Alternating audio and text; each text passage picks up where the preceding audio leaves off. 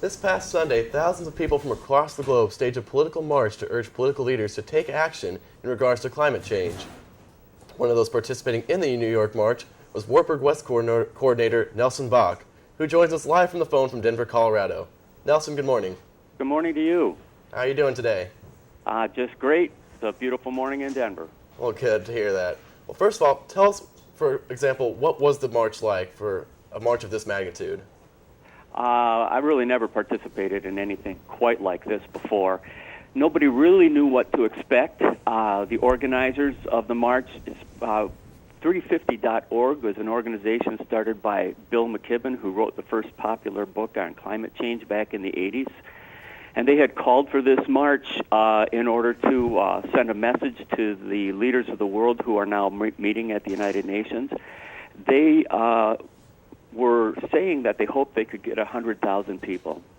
And it turned out that it was closer to 400,000 people.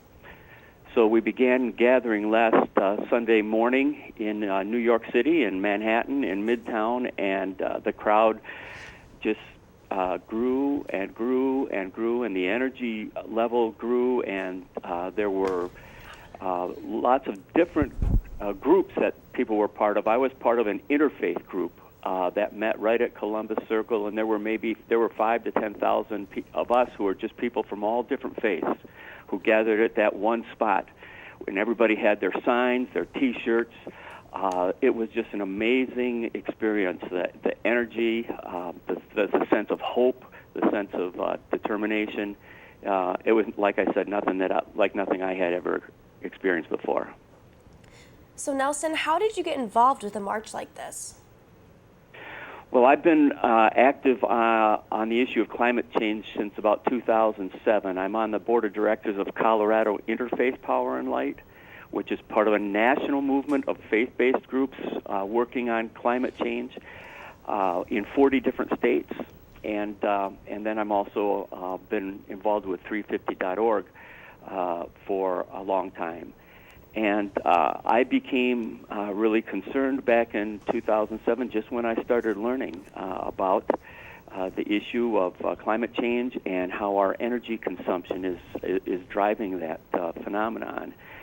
I heard about the climate march back in June from 350.org when Bill McKibben called for a massive demonstration to send this message to the leaders of the world.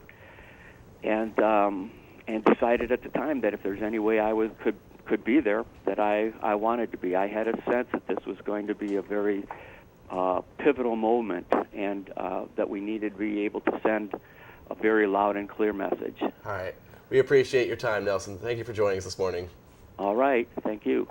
To learn more about the impact from the People's Global Climate March, log on to the wartburgcircuit.com.